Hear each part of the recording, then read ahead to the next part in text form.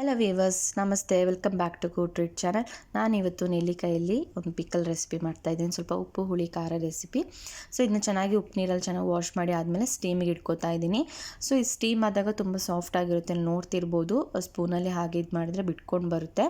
So ಇಷ್ಟ ಇದಕ್ಕೆ ಬಂದಾಗ ಇನ್ನೊಂದು ಬೌಲಿಗೆ ಶಿಫ್ಟ್ ಮಾಡಿ ಸ್ವಲ್ಪ ಬಿಸಿ ಆರಿದ ನಂತರ ಅದರದ್ದು ಬೀಜ ಎಲ್ಲ ತೆಗೆದು ಸೈಡಿಗೆ ಇಟ್ಕೊಳ್ಳಿ. ಸೊ ಇದನ್ನ ಸಣ್ಣದಾಗಿ ಕಟ್ ಮಾಡ್ಕೋಬೇಕು. ಈ ಕೈಯಲ್ಲೇ ಮಾಡ್ಕೋಬೋದು, ಚೆನ್ನಾಗಿ ಬಾಯ್ಲ್ ಆಗಿರೋದ್ರಿಂದ. ಸೊ ಕೈಯಲ್ಲೇ ಮಾಡ್ಕೋಬೋದು ಆರಾಮಾಗಿ. ಹಾಗೆ ನನ್ನ ಚಾನಲ್ಗೆ ಯಾರೆಲ್ಲ ಸಬ್ಸ್ಕ್ರೈಬ್ ಮಾಡಿದ್ದೀರಾ ಆ್ಯಂಡ್ ತುಂಬ ಸಪೋರ್ಟ್ ಮಾಡ್ತಿದ್ದೀರಾ, ಹೀಗೆ ಸಪೋರ್ಟ್ ಮಾಡಿ. ಇನ್ನು ಮುಂದೆ ಒಳ್ಳೊಳ್ಳೆ ರೆಸಿಪೀಸ್ ನಾನು ಅಪ್ಲೋಡ್ ಮಾಡ್ತೀನಿ. ಆ್ಯಂಡ್ ಯಾರು ಸಬ್ಸ್ಕ್ರೈಬ್ ಮಾಡದೆ ನನ್ನ ಚಾನಲ್ ನೋಡ್ತಿದ್ದೀರಾ, ದಯವಿಟ್ಟು ಸಬ್ಸ್ಕ್ರೈಬ್ ಮಾಡಿಕೊಂಡು ಬೆಲ್ ಐಕನ್ ಕ್ಲಿಕ್ ಮಾಡಿ ಚಾನಲ್ನ ನೋಡಿ. ಸೊ ಈಗ ಇಷ್ಟು ಚೆನ್ನಾಗಿ ಓಪನ್ ಮಾಡಿ ಇಟ್ಕೊಂಡಿದ್ದೀನಿ. ಈಗ ನಾನೊಂದು ಪ್ಯಾನಿಗೆ ಸ್ವಲ್ಪ ಎಣ್ಣೆ ಹಾಕ್ಬಿಟ್ಟು ನಾನಿಲ್ಲಿ ಒಂದು ಸ್ವಲ್ಪ ಸಾಸಿವೆ, ಜೀರಿಗೆ, ಹಾಗೆ ಹೋಲ್ ಕೊರೆಂಡರ್ ಸ್ವಲ್ಪ ಕ್ರಷ್ ಮಾಡಿ ಹಾಕ್ಕೊಂಡಿದ್ದೀನಿ.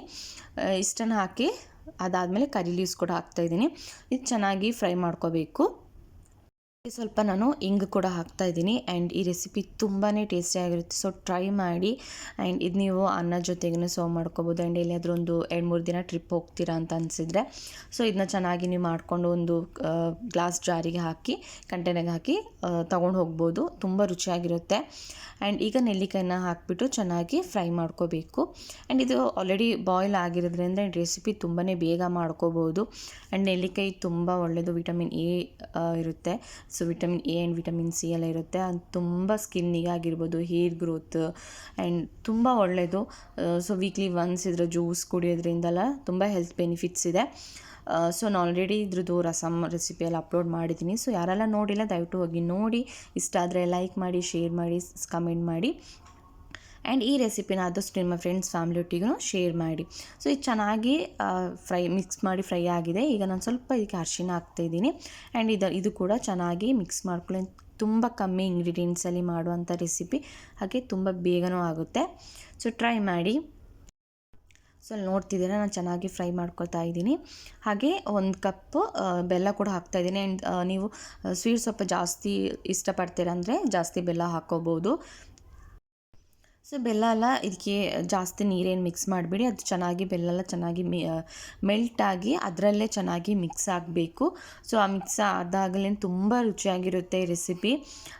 ಸೊ ಮೊಸರನ್ನ ಜೊತೆ ಇಲ್ಲ ಚಿತ್ರಾನ್ನ ಇದಕ್ಕೆಲ್ಲ ತುಂಬ ರುಚಿಯಾಗಿರುತ್ತೆ. ಇಲ್ಲಿ ನೋಡ್ತಿದ್ದೀರಾ ಚೆನ್ನಾಗಿ ಅದು ಮೆಲ್ಟ್ ಆಗ್ತಾಯಿದೆ. ಬೆಲ್ಲ ಎಲ್ಲ ಚೆನ್ನಾಗಿ ಪಾಕ ಬಿಡ್ತಾ ಇದೆ. ಸೊ ಇದರಲ್ಲಿ ನೆಲ್ಲಿಕಾಯಿ ಚೆನ್ನಾಗಿ ಮಿಕ್ಸ್ ಆಗಬೇಕು.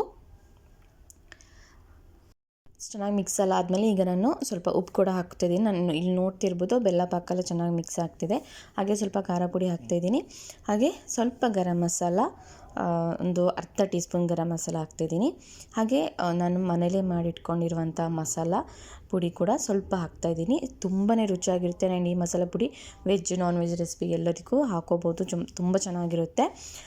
ಸೊ ಈ ಮಸಾಲೆ ಪುಡಿ ಹಾಕೋದ್ರಿಂದ ಬೇರೆ ಜಾಸ್ತಿ ಮಸಾಲ ಪುಡಿಗಳು ಹಾಕಬೇಕು ಅಂತ ಇಲ್ಲ. ಸೊ ಎಲ್ಲ ಮಿಕ್ಸ್ ಮಾಡಿರೋಂಥ ಮಸಾಲ ಪುಡಿ. ಸೊ ಚೆನ್ನಾಗಿ ಮಿಕ್ಸ್ ಮಾಡಿ ಆದಮೇಲೆ ಸ್ವಲ್ಪ ಹೊತ್ತು ಹಾಗೆ ಕುಕ್ ಆಗಲಿ. ಆ್ಯಂಡ್ ಇಲ್ಲಿ ನಾನು ಕುಕ್ಕಿಂಗ್ ವೀಡಿಯೋಗೆ ತುಂಬ ಸಪೋರ್ಟ್ ಮಾಡ್ತಾಯಿದ್ದೀರಾ ನನಗೆ. ಹೀಗೆ ಸಪೋರ್ಟ್ ಮಾಡಿ ಇನ್ನು ಮುಂದೆ.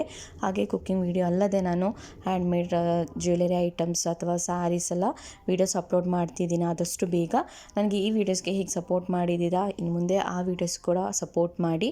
ಸೊ ಇಂಟ್ರೆಸ್ಟ್ ಇರೋರು ನೀವು ಆರ್ಡ್ರ್ ಕೊಡ್ಬೋದು, ನಾವು ಡಿಸ್ಪ್ಯಾಚ್ ಮಾಡಿಕೊಡ್ತೀವಿ. ಹಾಗೆ ನಾನು ಸ್ವಲ್ಪ ಶುಂಠಿ ಕೂಡ ಗ್ರೇಟ್ ಮಾಡಿ ಹಾಕೋತಾ ಇದ್ದೀನಿ. ಸೊ ಹೀಗೆ ಇನ್ನು ಮುಂದೆನೂ ಸಪೋರ್ಟ್ ಮಾಡಿ ಆದಷ್ಟು.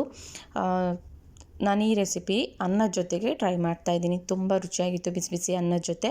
ಇದನ್ನು ನೀವು ಮೊಸರನ್ನ ಕೂಡ ಚೆನ್ನಾಗಿರುತ್ತೆ, ಚಿತ್ರಾನ್ನಕ್ಕೆಲ್ಲ. ಸೊ ಟ್ರೈ ಮಾಡಿ ಹೇಗಿತ್ತು ಅಂತ ತಿಳಿಸಿ. ಇಷ್ಟ ಆದರೆ ಲೈಕ್ ಮಾಡಿ, ಶೇರ್ ಮಾಡಿ, ಕಮೆಂಟ್ ಮಾಡಿ.